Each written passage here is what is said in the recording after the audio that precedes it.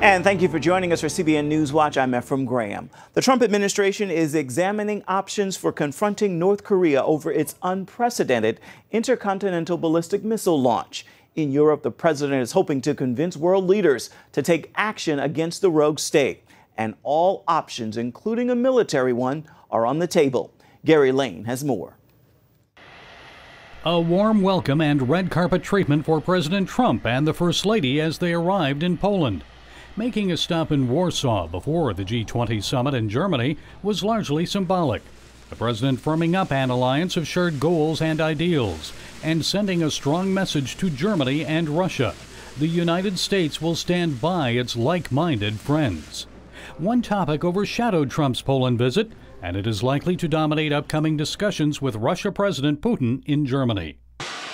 North Korea and its growing threat to the United States and its East Asian allies. President Duda and I call on all nations to confront this global threat and publicly demonstrate to North Korea that there are consequences for their very, very bad behavior. As Americans celebrated the 4th of July, Kim Jong-un launched another missile.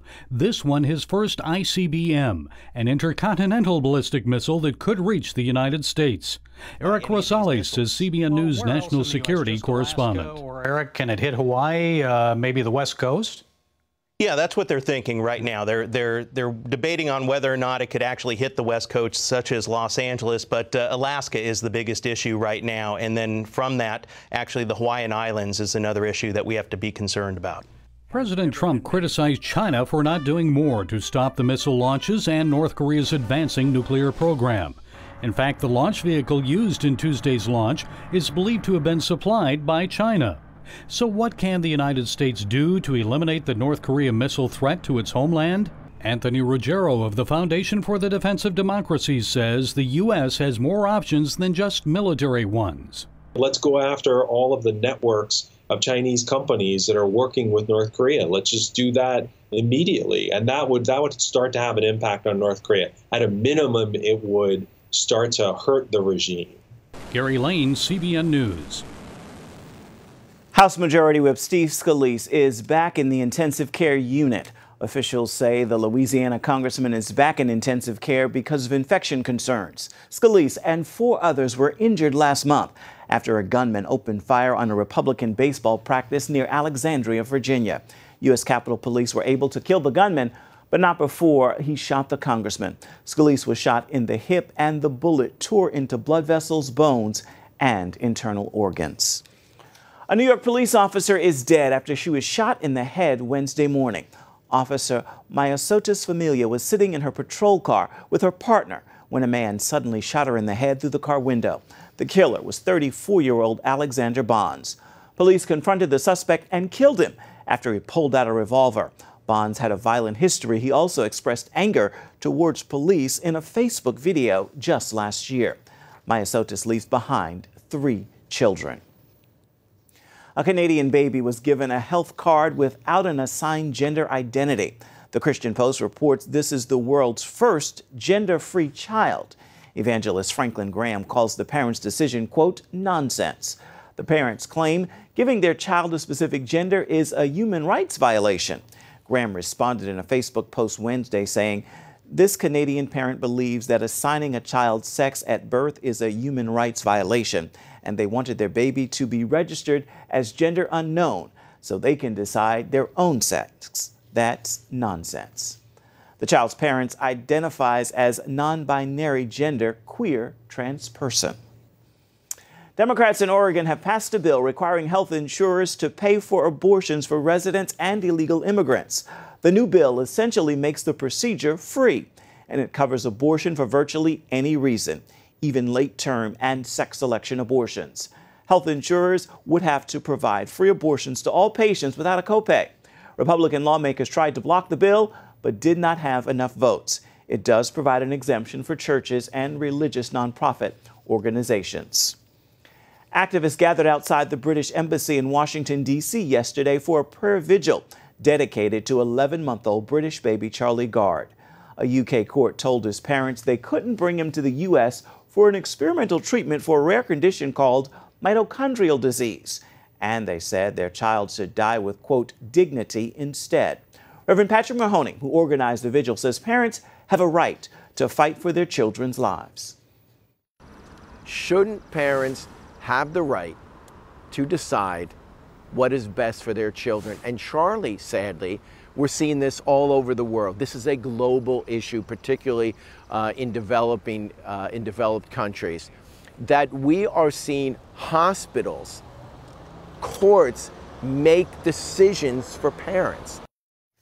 Both Pope Francis and President Donald Trump have offered to help Charlie. Was Russia involved in the attempt to assassinate Pope John Paul II in 1981? Both the Pope and President Ronald Reagan survived their attempts on their lives that year. And historian and author Paul Kengor says both felt that surviving those attempts were part of God's plan, a plan to bring down the evil atheistic Soviet Union. Eric Rosales spoke with Kengor, who reveals that and much more in his latest book. In the spring of 1981, President Ronald Reagan and Pope John Paul II took bullets from would-be assassins just 6 weeks apart. Criminal acts which both men saw as evil forces. Reagan, in that first meeting at the Vatican, even said to John Paul II, look how the evil forces were put in our way. Look at what they tried to do. I mean, they saw this as a historical spiritual battle against the forces of darkness, as Reagan called it. Forces of darkness, which could not destroy the good they were doing. They both said to one another, this Protestant president and obviously Catholic Pope, they said to one another that they believed that God had spared their lives because they should have bled to death. They both should have died. Kengor says both Ronald Reagan and the pontiff believed their lives were spared to take down atheistic Soviet communism.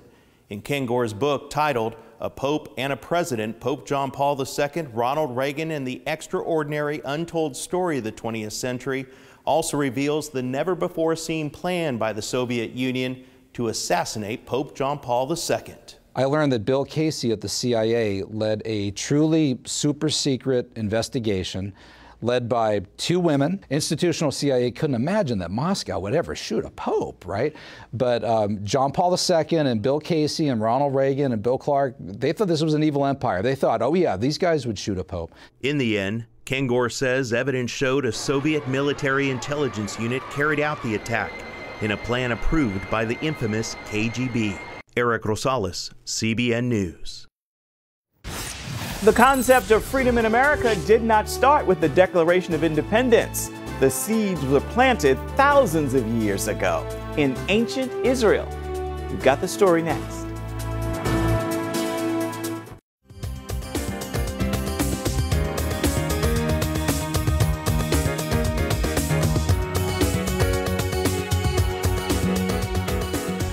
Religious freedom and independence are a critical foundation of this country, and their roots go back to one of the first colonies in the United States and even further, back to ancient Israel. Paul Strand brings us that story now from Connecticut, along with Chris Mitchell from Jerusalem.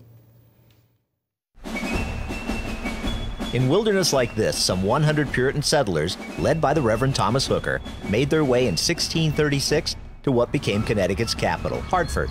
It was a land wild and untamed, and they asked Hooker how they should govern it.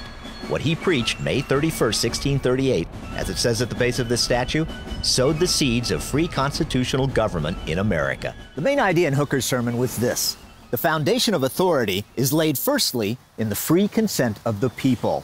That's the idea that helped shape the Connecticut Constitution, which then many decades later helped shape the American Constitution. It's why many call Hooker the father of American democracy. Behind the Hartford statue of these praying settlers, a plaque says, here they established the form of government upon which the present Constitution is modeled. Which starts off how? We the people. Historian William Federer authors the online historical lessons called American Minute. He said this revolutionary idea of democratic rule came after 6,000 years of almost nothing but kings and emperors. And they believed in a top-down form of government, where God gives all the power and rights to the king, and he's God's lieutenant who dispenses it to the people. Colonialists like Hooker turned that on its head. And America's founders, when they got the chance, they wanted to run away from a king, and they flipped it and made the people the king. Michael Medved, radio talk show host and author of The American Miracle, summed up their united belief this way. All of us have the same ultimate sovereign, God Almighty, but that God Almighty does not appoint and designate crowned heads over us.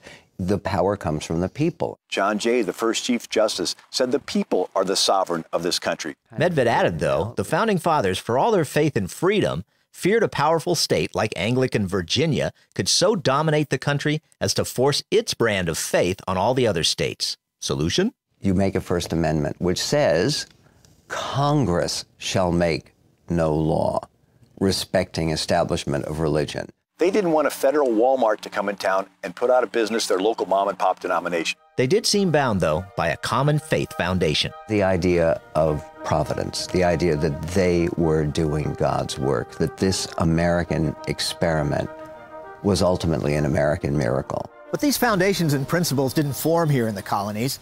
Their origin was a long, long time ago in a place far, far away. For that part of the story, we turn to Chris Mitchell in Israel. Thanks, Paul. Many pilgrims and Puritans crushed under European kings wanted the government and liberty God gave to the ancient Israelites.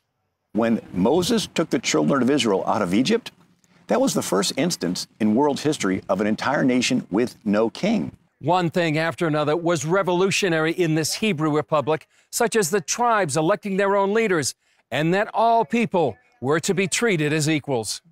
Israel was the beginning of the concept of equality on planet Earth. The Hebrew Republic was the first nation with no standing army.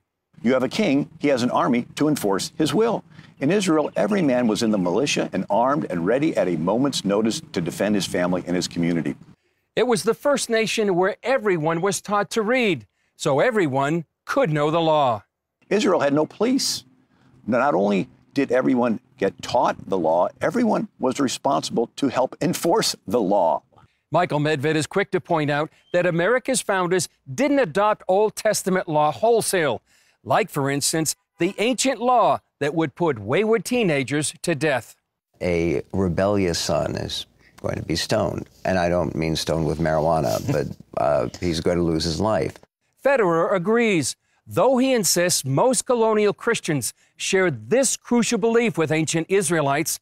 There's a God watching everyone, wanting them to be fair and holding them accountable in the future. That creates a conscience. If everybody in the country believes this, you can maintain complete order with no police, maximum liberty. This is what Thomas Hooker and other New England pastors and lawmakers were looking at as a model. And then this became the model for the other constitutions of the states, eventually the U.S. Constitution, and that allowed America to blossom into this amazing experiment of the people getting to be king and each individual citizen accountable to God. And that's how ancient Israel and colonial America are linked more than most people would ever know. Chris Mitchell, CBN News, Jerusalem. He is a world-class artist and a former atheist. Now he's sharing the gospel and using his artwork to do it. We'll hear from Charlie McKessie. Stay with us.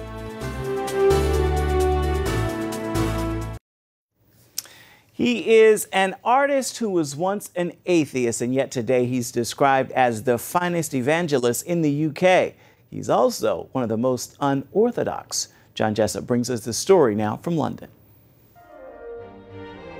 Charlie McKessie has been described as a world-class artist, selling his artwork to the likes of Whoopi Goldberg and Sting. When did you discover that you had artistic ability? Good question. I mean, I think I probably knew that I could draw at school, but I think you need a reason to draw. He found that reason about 25 years ago in a London park. An atheist at the time, he says he had a feeling that there must be more to this than meets the eye. Jesus quietly introduced me to a journey into finding people really beautiful, which is how my art really began. Because I felt inside me, he was going, look how beautiful is that guy sitting on that bench. And I would never have noticed him before. In this bronze sculpture called The Return of the Prodigal Son, McKessie captures the raw emotion of that familiar parable. It's located here at Holy Trinity Brompton, one of the most influential churches in the Church of England. Didn't believe any of it at all. Mackesy is a popular speaker here, particularly with unbelievers. Charlie appeals to people outside of the church because he's not what they expect. You know, when you have a sort of picture of the evangelist, you don't picture Charlie Mackesy. So I decided that what I'd do is, I was in bare feet anyway, so I stood on the loo seat like this. He can be a bit unorthodox, like the day he describes hearing a gospel song for the first time at a music festival inside a portable toilet that was so filthy he stood on the seat to avoid the overflow. The song pierced through his atheism, moving him to tears.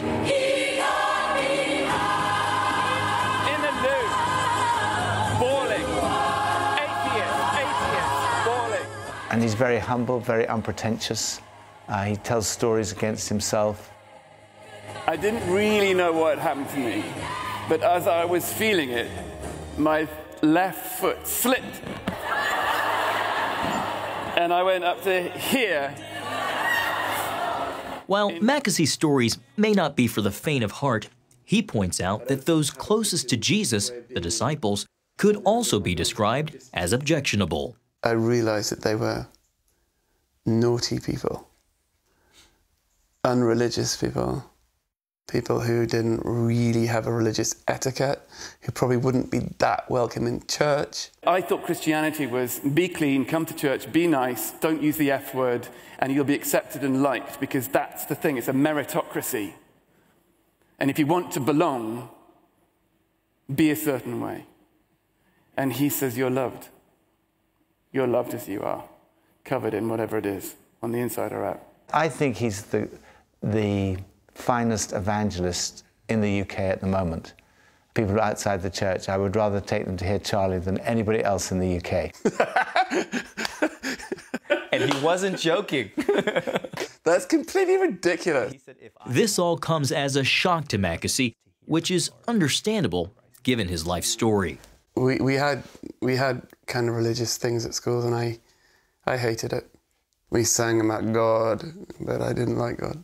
I didn't think he existed, but if he did, I didn't like him. How would you have described or defined a Christian? Oh, someone who pretends to be good and judges people, and believes in an invisible friend that they've created. After that strange yet profound encounter with Oh Happy Day, Mackesy moved to New Orleans, immersing himself in black gospel music and jazz. And I wanted to say to my friends, there's a spirit behind this that is incredible. It's so full of life. Look at it. Look at these people. Look what they believe. Look what it does to them.